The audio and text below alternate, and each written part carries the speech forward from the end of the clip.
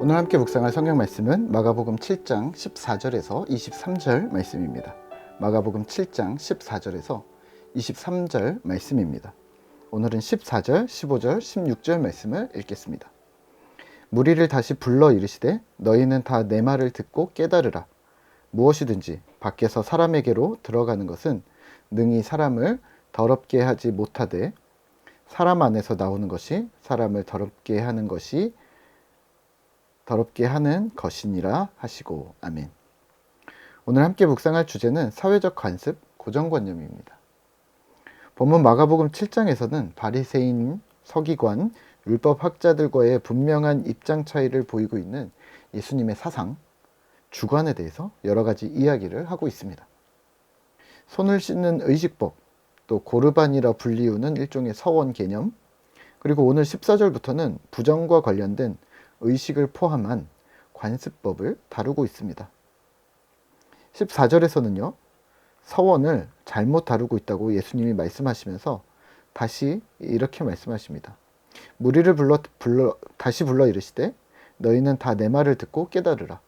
무엇이든지 밖에서 사람에게로 들어가는 것은 능히 사람을 더럽게 하지 못하되 사람 안에서 나오는 것이 사람을 더럽게 하는 것이니라 하시고.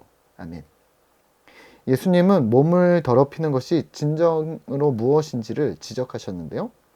밖에서 들어가는 것은 아무것도 사람 자체를 더럽히지 못한다라고 말씀하셨습니다.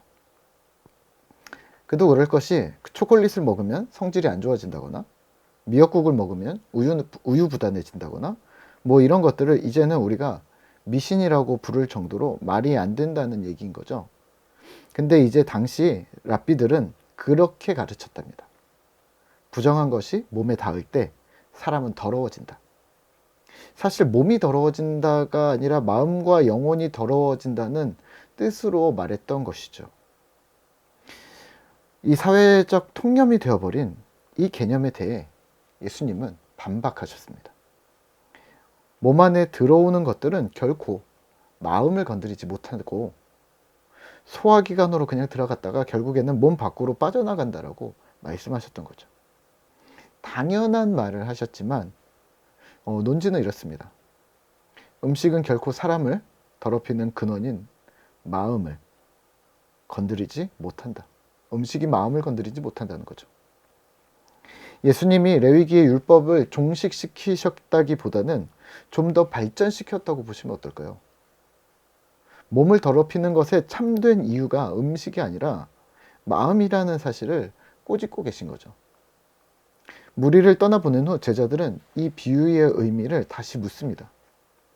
예수님, 아까 그 말씀이 무슨 뜻입니까? 20절에서 23절입니다. 또 이르시되 사람에게서 나오는 그것이 사람을 더럽게 하느니라. 속에서 곧 사람의 마음에서 나오는 것은 악한 생각, 곧 음란과 도둑질과 살인과 간음과 악독과 속임과 음탕과 질투와 비방과 교만과 우매함이니 이 모든 악한 것이 다 속에서 나와서 사람을 더럽게 하느니라. 아멘. 예수님은 모든 음식물을 깨끗하다고 하셨고 이어서 사람에게서 나오는 것, 악한 마음이 사람을 악하게 만든다고 하셨습니다. 음란, 도둑질, 살인, 간음, 탐욕, 악독, 속임, 음탕, 질투, 비방, 교만, 우매함, 이 모든 것들이 위선입니다. 종교 지도자들은 자신은 아닌 척하면서 나는 그런 적 없는 척하면서 다른 사람만 그렇다고 지적하는 그 모양새, 그런 분위기, 그런 상황, 관습에 대해서 질타하고 계신 것이죠. 오늘 우리는 이 말씀을 묵상하며 무엇을 기억해야 할까요? 사회적 관습으로 굳어진 우리의 종교 생활입니다. 교회를 열심히 다니다 보면 모든 것이 교회 입장에서 생각이 들 때가 있습니다. 그게 나쁘다는 말이 아니라 그렇게 한쪽만 생각하다가 세상 속의 그리스도인이라는 균형을 잃어버릴 수 있다는 거죠. 예를 들면 이렇습니다. 일요일에 교회 안 가는 사람을 무시하는 겁니다. 교회 다니는 사람이 수요예배에 나오지 않거나 바른 말을 해서 분란을 만드는 것을 믿음 없다고 생각하는 겁니다. 되려 교회와는 어울리지 않는 사람이라고 서슴지 않고 말해버립니다. 과연 그렇게 이야기해도 되는 걸까요? 종교 생활이라 부르는 우리의 종교적 관습, 이 고정관념은 완전히 우리 교인들에게는 사회 관습으로 눌러 앉아 버렸습니다. 네, 그러면 안 됩니다. 종교라 불리우는 우리 기독교는 생명의 근원이지 우리 사회의 관습법이 되어서는 안 됩니다. 이런 거죠. 그냥 들은 대로 행동합니다. 교회에서 사람들이 행동하던 대로 따라 행동합니다. 말하는 대로 따라 말하고 시키는 대로 행동합니다. 사회법이 되어버렸던 거죠. 그리고 관습법이 되어버린 거죠. 교회가 법이 되어버린 거죠. 문제는 이게 교회마다 다르기도 하고 또는 성경과 다르다는 게 가장 큰 문제입니다. 예수님은 이런 사회법이 되어버린 관습들에 대해서 중요한 팩트를 자꾸 날리십니다. 그냥 아는 대로, 배운 대로, 지금껏 해온 대로 하는 게 신앙이 아니라 성경이 중심이 되어 하나님이 중심이 되어 하나님 사랑, 이웃 사랑이라는 실제적인 하나님 나라 복음을 살아내는 것이 진정한 신앙임을 말씀하고 계신 것이죠. 예수님의 가르침을 들으며 이렇게 오해하지 않으셨으면 좋겠습니다. 첫 번째는 예수님이 무조건 율법을 반대하는 것이 아니라는 거죠. 기성세대나 기존의 세태를 무조건 비판하는 것도 아닙니다. 율법이 말하고 교회가 지금껏 지켜오던 관습들의 그 취지, 왜 그렇게 행동해야만 했는지 진정한 의미를 찾아서 이 시대에 맞게 행동해야 하는 것이죠. 지지난주 소요리 문답 웨스터민스터 신앙 고백에서 이렇게 말했습니다. 성경에서 말하는 율법은 존재해야 하는 것이고 율법주의가 폐지됐다라고 선을 긋습니다. 말씀을 통해 주신 율법은 도덕법, 의식법, 시민법으로 분류가 되는데 부모님을 공경하거나 이웃을 배려하는 이 도덕법은 여전히 우리에게도 영향을 미치고 존재하고 있고요.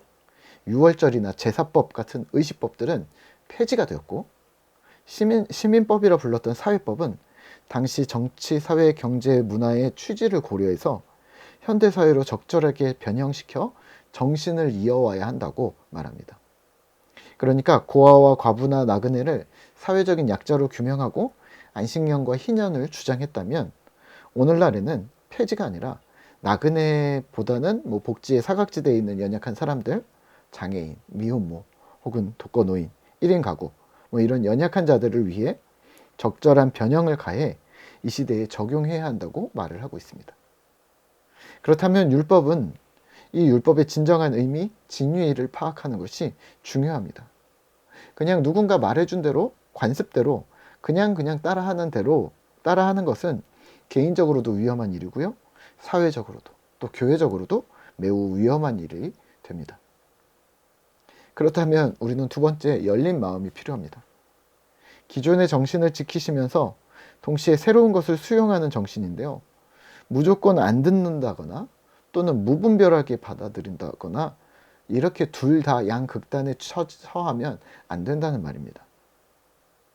시대마다 신문물이 들어올 때마다 사회적인 진통이 있었습니다. TV도 그랬고요. 커피도 그랬고요. 컴퓨터도 그랬고요. 지금 핸드폰도 그렇죠. 현재 우리의 상황인 거죠. 적절하게 잘 활용하면 매우 유용하다는 이 원칙을 알고 있으면서도 그게 잘 안 돼서 어려워합니다. 그러면 여기서 누군가 이렇게 해라 라고 명령하면 해결되는 걸까요? 네, 계속되는 고민과 도전, 해법이 여전히 필요하죠. 이게 인생입니다. 그렇게 쉽게 이건 이거고 저건 저거야 라고 말해버리는 것은 어쩌면 깊이 생각하고 싶지 않은 인간의 간사한 편법일 수 있습니다.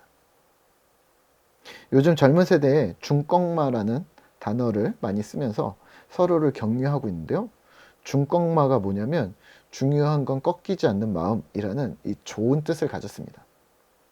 그런데요, 이 중꺾마를 오용하는 사람들이 많아지고 있습니다.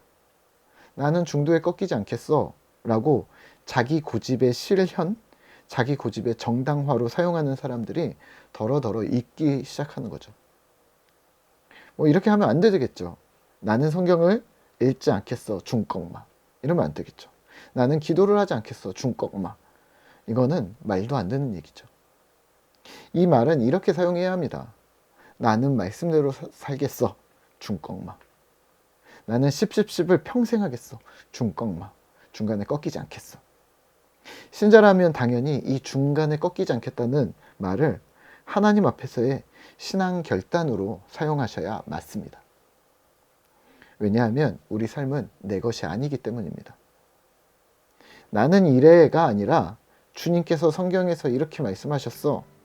이게 더 중요하지 않을까요? 주님을 닮아 시대적 정신과 성경의 정신을 이어받아 이 시대에 적절하게 말씀을 이루어 나가는 진실한 신자 되시기를 기도하겠습니다.